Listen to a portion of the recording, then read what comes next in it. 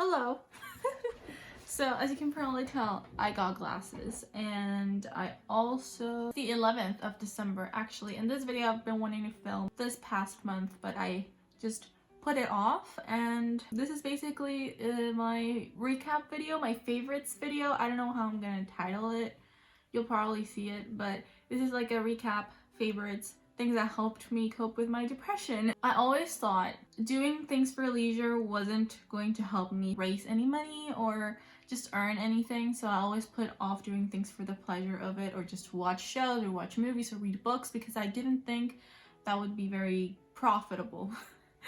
But now, since I'm basically procrastinating also doing my work, I just decided, I'm gonna do things that I like, because life is short and I really want to do a lot of things, and if I don't start now, I'm never gonna do them. So this is my favorites video, things that all throughout October and November have helped me. So yeah, let's get started with the books that I've read. First thing, and you saw it if you've seen one of my weekly vlogs, that one that lasted like an hour. I read World War Z by Max Brooks, I think, and that was a really good book. I think I gave it like 5 or 4 stars on Goodreads, because it was a very enjoyable book for me. I loved the interview format because it allowed us to have like a deeper understanding of the stories that we wanted to perceive. From a journalist point of view, you want to get the entire story, and I think that was amazing. I love how Max Brooks just did it. He really spent a lot of time and effort crafting. This story focuses a lot more on world building than it does on characters. I'm a very character driven person. I love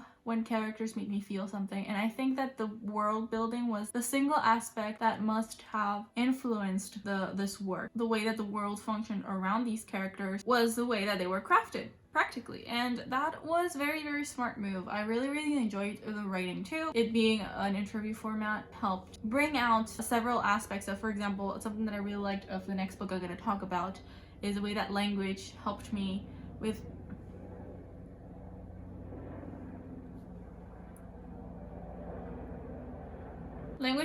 identify every character's personality, because mostly with the speech and the way that you present yourself and the way that you talk to other people and the way that you talk to yourself, how people perceive you, and that's how they get a well-grounded grasp of your personality. And I loved it. I really liked the way that Max Brooks had a very distinct way for each character to express their stories. The world building though was so amazing. I love how he did this entire sociological study and political study of how the world would respond to a crisis. I think it was quite accurate, to be honest, especially with the pandemic going on. I think that it is extremely accurate how everything played out, except for a couple of other elements that I wrote a couple notes, I think, on my reading journal. I think this is the only book that I used my reading journal for.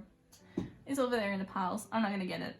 I'm really lazy. Anyway, let's talk about the next book. I have an entire reading vlog dedicated to it. It's called City Burning by J. Patrick Black, and it's my favorite sci-fi YA novel in the entire world. Even though I think this is a discontinued series, I think that J. Patrick Black released the second book and that's it. It had about half a dozen characters, points of views, like different points of view. It was all first person, but we had 8 character points of view, and it was very interesting because every single character, they didn't have, this is a problem that I spoke about my Red Queen review. I already recorded this like 2 weeks ago. This is something that I talk about there in case you want to watch it. I'm gonna leave in the cards when it's already out. Victoria Aveyard, for example, when she did several points of view for her characters, she was very monotonous with the way she wrote the prose. J. Patrick Black did such good work and diversifying that. I think it's a genius work. The writing is very digestible, except for like certain characters who have a very intense speech, very elaborate ones, or characters that are like teens, for example, they have crutches saying like, sort of, things like that, but it's part of their characters, and I really like that. It's so underrated. You guys should read it. I read an arc, so I don't know if it's the same thing as the published version, but it's super good. I really recommend you watch it. You read it, yeah. Next book that I read this past month, I think I read it in October, maybe November, October.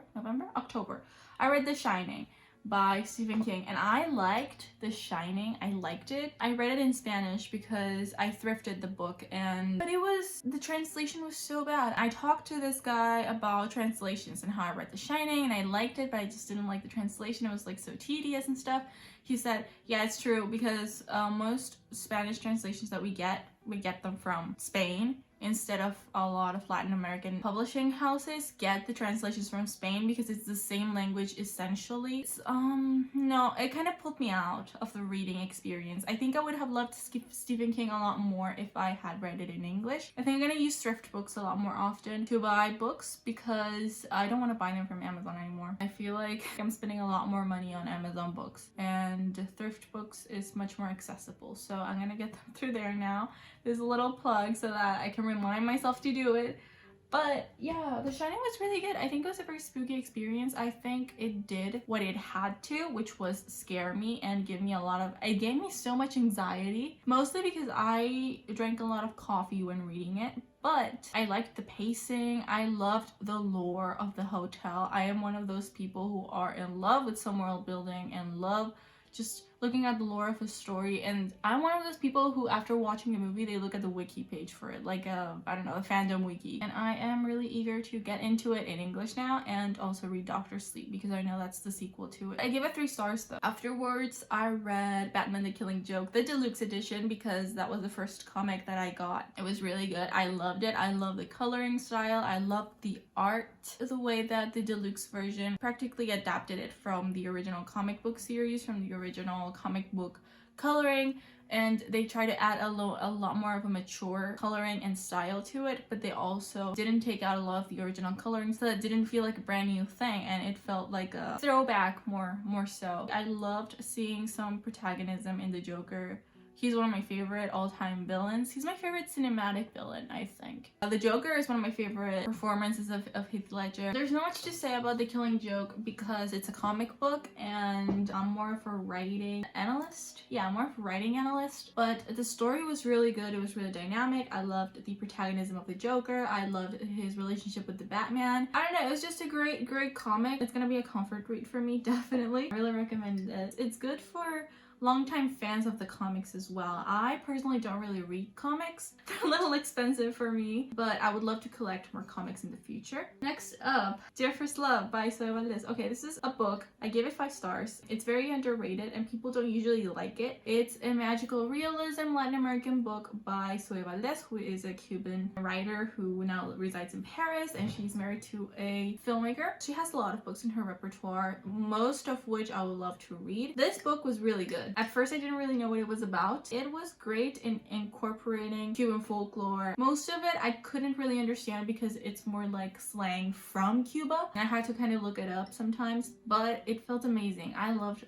reading it. It was one of my favorite books. I read it in 5 days. The writing is exquisite. The way it immerses you in the story, I couldn't put it down. The ending was so weird. It felt like an LSD trip. It felt like a fever dream combined with an LSD trip, and it was so satisfying. It's one of my favorite things in the world. I love this book. I cannot stress how much I want this book to be adapted into a show. Honestly, it's so good. It's just one of my favorite books in the world. As I told you, I rated it 5 stars. A lot of people rated it 3 stars, 2 stars. It's really good, especially because it deals with a lot of stigma. It deals with incest, gay, lesbian relationships, the teenager coming of age, looking back onto your past, reflecting upon it, regretting some things, going back to fix it. It's a very pure story, and I love the way that it was told. I love the way that it was written. Next, I read 2 short stories, very short. I read them the same night that I finished Dear First Love. They were basically like 5, 10, 12 page stories with a lot of drawings, some of them taking up even 2 or 3 pages. So it was very quick for me to read. They were very interesting, very compelling. They were very horror-like,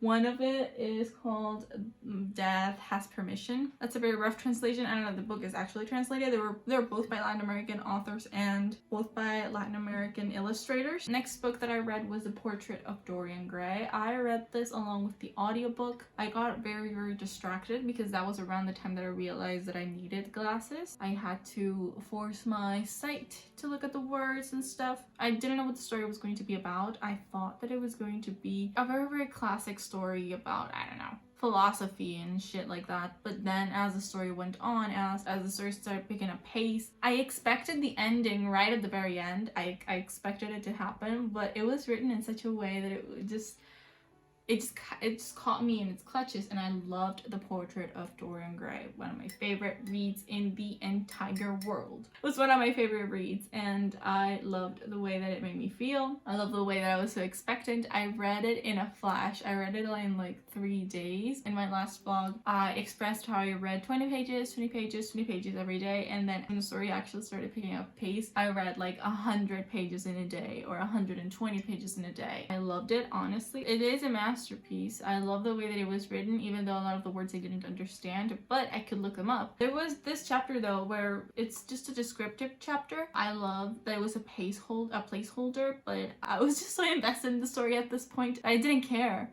I just didn't care. I just wanted the story to continue, and but the way that it was written was so beautiful. I really became interested in Oscar Wilde after that and his story. So yeah, I'm gonna have an Oscar Wilde 24-hour readathon somewhere next week. I've been planning this for about a month, and I just haven't had the courage to actually do it.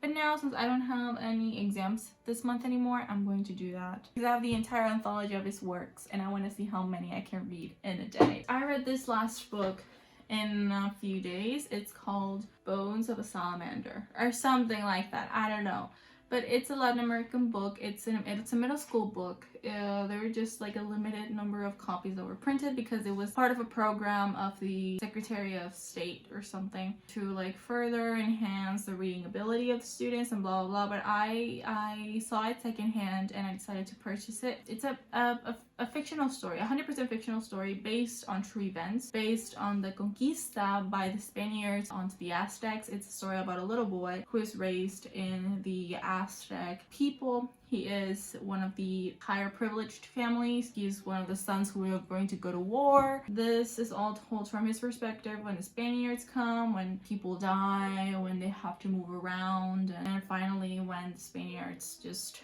take complete control of the entire country. There are a lot of books written by the Native Americans and by the Spaniards of how everything played out, but the golden history is tweaked so that we feel a sense of nationalism, or so that it doesn't feel as bloody as it was or stuff. It's enhanced or it's covered up in certain places so that it fits the narrative of the current government. This writer did his research. The way that it was written was also very compelling because this was more of a flashback story. It used a flashback format. This guy, he is like 60 years old and he's telling his grandkids the story of how the Spaniards came. Okay, so I totally forgot about mentioning V for Vendetta, which I read in a day. It's right there. I read the entire thing in one day because it was after Dorian Gray.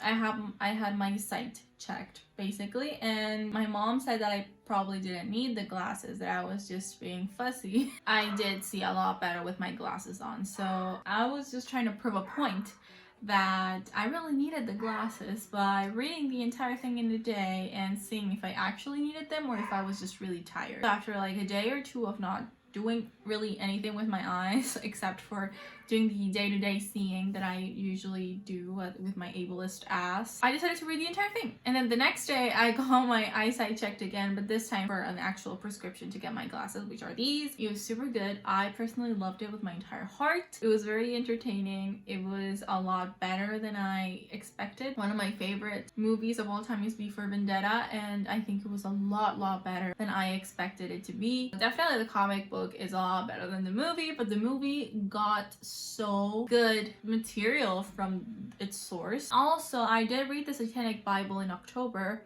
but you already have a video on it as I am doing my makeup. I didn't quite explain what I thought about the Satanic Bible, but it was mostly good things. I liked it. I'm not considering myself a Satanist though, because I feel like to consider yourself part of a religion, you really have to follow it thoroughly, and I'm not. I have problems with religions, so I'm not considering myself a Satanist, but I am following a lot of the philosophies, mostly because they're about self-indulgence and about living life with no regret and about just not being guilty about what you do for yourself, and that's something that I really needed. My literature teacher when I was in secondary school wrote a book, and he just published it. It was like an essay book, and he talks a lot of Satanism on it, and I asked if I could have a copy. He asked if I was sure. I think that having read the Satanic Bible kind of opened myself to exploring what he personally thought, because I think that he is a Satanist, even though when we were in school he used to say he was an atheist. I think I know why, because I'm also a little bit like wary when I talk about Satanism to other people. But anyway, the book that I'm currently reading, I know it looks like a lot, but this is my Charles Dickens anthology that I bought a long time ago, and I'm currently reading Great Expectations from it. I want to soak myself in the classics as well, because you know I am going to be studying literature and writing next year, so I do want to soak myself into some of the classic books as well as reading new books. I really want to read Shiver and Fragments of Horror by Junji Ito, and I really do want to get into Mouse by Spiegelman, Enola Holmes, because I bought this solely for the purpose of watching the movie. I want to read the entire Legend series again because I bought Rebel and haven't read that yet. So yeah, that's it for the books that I read. Now for TV shows that I really enjoyed, I have always been a Doctor Who fan. I watched the show by fragments, like some episodes from this season, from that season, from that season. I'm currently watching the Eccleston series, so I'm on the first season, but it's one of the shows that I'm currently watching. I love Doctor Who, I love sci-fi. Personally, sci-fi is one of my favorite genres in anything, in movies, in shows, and in books. Going back to Doctor Who brings back so many memories because I remember the episodes that I'm watching, and I remember how I felt when I watched them for the first time. The second show that I'm watching still is Queen's Gambit, which stars Anya Taylor-Joy, who also speaks Spanish. She's Argentinian. I just need to watch the last episode, but I watched the entire thing on 2x speed on my phone. I love the cinematography. I love the story. I do want to read the book after I finish the show. Anya Taylor-Joy is really good at acting. I love the topics it also uses, like substance abuse, anxiety, pressure. Of course, it has its flaws. I haven't sat down to actually analyze the series. I just like to watch it for fun, but I personally really like it. I really relate to Beth Harmon in a lot of aspects. The only thing that we're different in is that she gets laid a lot more, and she also has this one passion that she sticks to, which is chess, and I don't have one passion that I stick to. I like stretching my hand out into the different arts. Okay, so next up, I've been putting off for a very long time the fact that I had to watch RuPaul's Drag Race All-Star Season 5 because I already knew who had won, and I don't know, I waited until it was on Netflix, and then when it got on Netflix, I kind of procrastinated for a bit, but I was cooking one day and I decided to play it, and I liked it so much. I love gossip, and the things that happened with India Farah, she was definitely trying to get into some stuff there. Like, I know that if my dad would have watched it with me, it would have been so fun to comment on, because my dad is like me. We're both very shady when it comes to TV shows and stuff, and it would have been so fun to watch it with my dad, but we couldn't because my dad is working. But it's still really fun. It was amazing. I loved all of the outfits. Definitely never cease to impress. The contestants are very talented all of the time. Next two shows are Netflix shows, and they are cooking shows, and it's Zumbo's Just Desserts Season 1 and 2 and Sugar Rush. I usually watch them when I'm cooking or when I'm doing something in the kitchen, because I like having something in the background. It helps. I like multitasking because it helps me slow down. I have anxiety, and when I cook really quickly. Like today, I cooked my breakfast without anything playing on the TV, and I cut myself and I broke a nail because I didn't take my time. I was just going really quickly. Normally, I like cooking. It brings peace to my state of mind, but I have to have something playing on the TV, or I have to have some music. Their cooking shows and their competition shows, the best kind of shows in my opinion. Zumbo's Just Desserts was the best cooking show I've ever seen in my entire life. Finally, two shows. First off, Community, my favorite sitcom of all time. Is it a sitcom?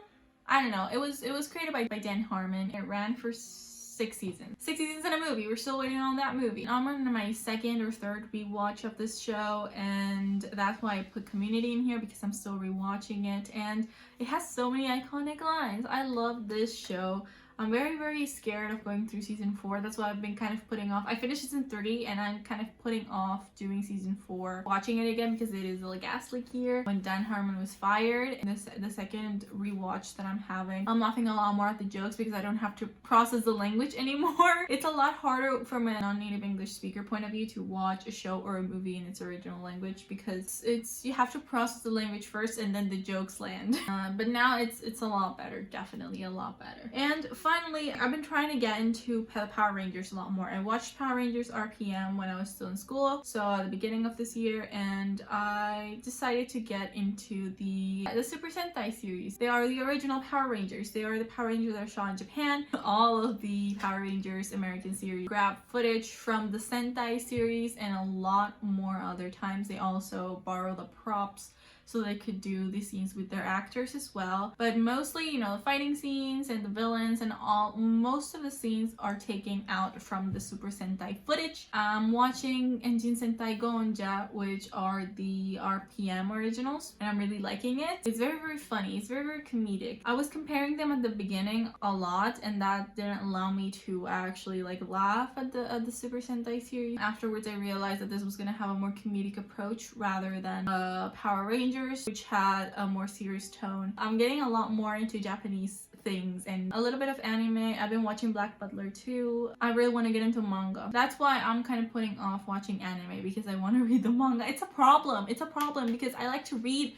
excessively, and when I want to watch a show that's adapted from a series of books or a movie that is adapted from a book, I want to read the book first, and it doesn't allow me to enjoy it without having read it, and it's just an anxiety driven thing. I'm sorry. Okay, so in no particular order, these are the movies that these are the movies that have helped me go through these past couple of months unscathed by the impending doom that is death and boredom and procrastination and anxiety and a lot of other negative feelings. 2 movies that I decided to put on this list are The Planet of the Apes 1 and 2, and a little bit of the third one. It was a trip to go through the first movie. I've always wanted to watch the Planet of the Apes original films because I really, really liked the other Planet of the Apes, the new ones, the 3 new ones. It was weird, to say the least. I didn't expect the Planet of the Apes to be like that. I went into these films not knowing what was going to happen in them. I usually go into media without knowing what's going to happen, and that's how I find a lot of recent favorites. But the Planet of the Apes was weird. It was a fever dream. I don't know what I watched. These movies are basically about a group of astronauts who get stranded in this other planet where evolution happens backwards. So the humans are the ones acting like animals and the apes are acting like humans. That's basically the entire premise. The film that I'm going to talk about is Kubrick's The Shining. I watched it because I read the book, and I really liked Kubrick's The Shining, even though it was almost nothing like the book. From a filmmaking standpoint, it was pretty genius. I get why it's so hyped up, and I get why it's such a good movie. Stephen King hated the Kubrick film, so he kind of teamed up with I think it was an HBO show or something. They did a miniseries, like a 3 or 2. Yeah, it was like a 3-episode series. Kubrick's film was really good as a separate piece of art rather than an adaptation. When you compare it to the source material, you get why some changes were made. Sometimes it doesn't make any sense. Other times it kind of makes sense for the efficiency of the storytelling. I didn't like it as an adaptation. I liked it as a separate film. Next, Ted, 2012. Ted, I have to admit that I watched this because Joel McHale was in it, and it was a pleasant surprise. It's gonna be another comfort film of mine. It's a very, very funny film. I liked it. I laughed a lot. It was a very, very good comedy. I couldn't stop watching. I couldn't peel my eyes off it. I don't think I used my phone in the entire film. Sometimes I use my phone, but I didn't use my phone at all. The jokes were actually elaborate. I also watched Charlie's Angels 1 and 2, and that's because the Charlie's Angels is also a comfort film of mine. I really like the first one. The second one was also a very, very good sequel, and it is very apparent that they were written by guys though and directed by guys, but it's a very good comedy film, and it's a very good spy film, and it's a very good, like, I want to watch the show, like the old show. I have it too. It's kind of a childhood thing. I watched it when I was a kid, and now watching it as a teen, you know, a lot of the jokes landed. It's a funny film if you're bored. Okay, then I want to talk about 2009's 9. It's about an hour, 70 minutes long. It's a very short film. Post-apocalyptic world. These creatures, and they're somehow alive. But they're the only things that are alive besides the robots. Like, the human race is not there anymore. The world is in shambles, and it's a really, really nice film about the power of friendship. Very beautiful little feature film, and I like it. It was definitely something that a lot of people forgot about, but I don't know why, but I weirdly remember it, and I weirdly thought that it was a horror film. Probably because when I looked at the poster when I was a kid, I thought it was pretty scary. I don't know, it's cute. It was just cute. I don't know how to describe it. I don't know how else to describe it, but it was just cute. I'm a sensitive ass person, so that's why I thought it was very cute. Next movie that I'm going to talk about is Frankenweenie. So I went through a lot of Tim Burton's films and a lot of Halloween films because of the Halloween season in October. And one of the movies that I watched was Frankenweenie. I had never watched it before, but I've always wanted to. It's so cute. I can't even stress this enough. It's cute. It's bizarre. It's got a lot of Godzilla kind of elements, and you can tell that it is a nod to those kind of films. I love Tim Burton films. I love The Corpse Bride, which I also watched. The Nightmare Before Christmas, which I also watched. They were just comfort films for me because they represent so much of my childhood. I love the kind of creepy style. I love the stop motion and animation. For example, in Corpse Bride, they were really, really like showing off their ability to animate fabric and water and stuff like that, and I think that it's very, very nice. And the music of the films is super good, especially because most of it is always made by Danny Elfman, and he is one of my favorite score producers. It's like John Williams, for example. They're just really, really iconic songs, and it's a really, really iconic film score. Beetlejuice, which I had never watched in my life, and I thought it was gonna be a musical because of the Beetlejuice musical, as well as Heathers, which I also watched in this period. I thought they were gonna be musicals, but they exceeded expectations for me. They were really, really good. Storytelling was nice. Beetlejuice was definitely, like, I was very, very, like, out of my element when I watched Beetlejuice because I thought it was gonna be about Beetlejuice. I didn't know that Beetlejuice was going to be the the antagonist. It kind of threw me off. Did I click on the right movie? It was really good. I liked it. It was very, very funny. It was very, very fun to watch. It was really lighthearted. And Heathers was also very lighthearted, but it was very, very dark as well. So the humor was good. I liked it, the dark humor, and I loved the storytelling style. After I watched Heathers, I watched so many character studies of the Heathers characters, so many comparisons, so many pieces, so many YouTube videos. It was really cool. I loved it. I liked it so much. Recently, very recently, this week, I watched Creep 1 and 2. I never watched Creep. I decided to watch those, and they were super good. They had me on edge a lot, and at first I didn't know what this movie was going to be about. I just clicked on it without actually knowing what it was going to be about, and I was pleasantly surprised. It was so creepy. It was scary. It was definitely scary. It was very suspenseful. I love found footage films. Wreck is my favorite found footage film of all time. It's a horror film about a zombie outbreak in Spain, and I loved it. Oh my god, Creep 2 was my favorite out of both of them. They took the character, the psychopath, so far. They got him really, really far, and they stretched him out, and there's a 3-quel coming out, and I am really, really excited for that. I know for sure, like, I think this is common knowledge that everybody knows that the guy is still alive, that he wasn't killed at all. So yeah, I'm really, really excited to see how they come up with this new film. In the repertoire of movies that I watched for Halloween, I watched the classic Hocus Pocus. I also watched the Swan Lake Ballets because I got really into Tchaikovsky.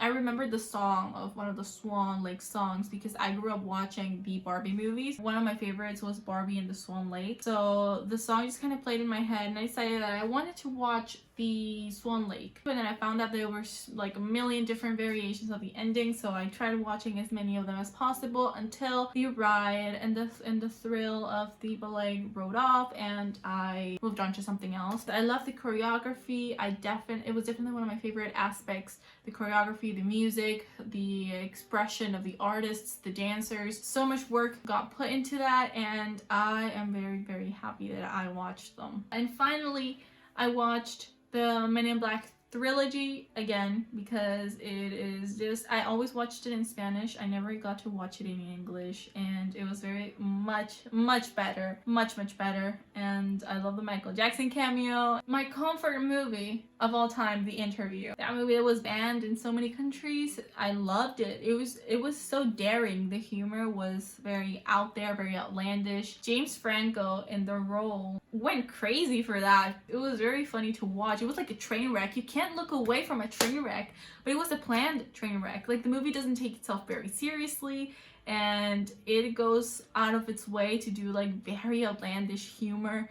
Like, it's very inappropriate, and I love the way that it's inappropriate. It was fun. It was really fun to watch. I watched it so many times. You have no idea how hard I laughed at these, and you have no idea how much I love James Franco for this role. Like, I love James Franco in general. I love the Franco brothers in general, but that was a good one. So for music that I have been really into these past couple of months, I haven't really listen to a lot of music anymore. Last year I listened to so much music. This year I haven't listened to that much. I listened to my Spotify Wrapped, so that I listened to like 20,000 minutes, and most of it was spent in the first 3 or 4 months of the year, because that's when I went to school and that's when I really need music to distract me. But there are a couple of songs and a couple of albums that I like. First one is Razzmatazz, but I don't know why, but they found me. I love that. My boyfriend and I are such big fans of I don't know how they found me, and the new album was really great, and Razzmatazz is one of our favorite songs.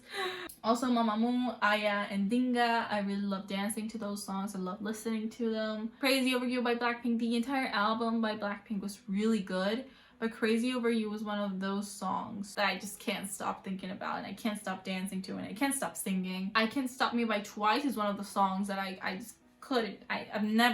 It's one of those songs that I listen to every single day. Super catchy. I love the English version as well. So good. Freaky by Hyuna. I want to learn the choreo for that one. And Freaky, it's such a risque song, and I love it because I love Hyuna. She's like one of my favorite K-pop artists in the entire world. And speaking of Hyuna, I love Don Diddy Don by Dawn, because that fucking song, and Jessie on that fucking song, wait, Nunu Nana by Jessie was also one of my favorite songs ever. Black Mamba by aespa, one of my favorite songs as well. I've been singing it nonstop. I recommended it to my boyfriend, who doesn't even listen to K-pop. Akmu, acting musician, so good. I've been having Rebuy on repeat so much. So Hot by Wonder Girl, such a classic. Love dancing to that. Ella Lee, there's this song which a lot of people had controversy over because it resembled Hip by Mamamoo. It's just a song that I can dance to every single day. I listen to it. I love the high notes. I just love Ella Lee with my entire heart. I follow her on Instagram. She's so cute. Rock Will Never Die by Psy. Iconic. That album was really iconic. I loved it. It's one of the K-pop albums that I listen to the most, because Psy is such a legend, and Rock Will Never Die is one of my favorite songs on that album, mainly because I love the solo. I love the guitar solo. I love Rock because of the guitar instrumentals. Also, Dream of You by Tonga. I learned the chorus very recently, and I love dancing to that. It's one of my favorite songs. When it came out, she made me even gayer than I am, and I don't know if that's possible, but Chonga does that. Oh, the Engine Sentai Go on Jazz soundtrack. I've been listening to it for the past 4 days. It's really catchy. It's really fucking catchy. Also, one of my comfort albums is AM by the Arctic Monkeys. I listen to that every month. It's definitely my favorite album of theirs. For example, 505 is a song that I really like. Old Yellow Bricks from other albums, I mean. But most of my Arctic Monkeys' favorite songs are in the AM album, so that's why it's a kind of a comfort thing for me to listen to every month or so. I never really get tired of listening to those songs. I really love garage rock, but especially Alex Turner and especially the Arctic Monkeys as a whole, as a band. But anyway, for YouTube content that I've been binge watching lately, Smosh. I missed Smosh a lot, so I've been rewatching a lot of their stuff and I'm watching a lot of their new stuff, and I definitely like it. But I just realized now how it's just become a big open mic improv show. So like, I guess that's fine. It's not really my cup of tea, but it's funny. And I really like Smosh as a whole anyway. I grew up with Smosh, with Anthony having the same last name as me. I also binge watch a lot of Anthony's videos. Miss Anthony, and I love how he's such a calming host.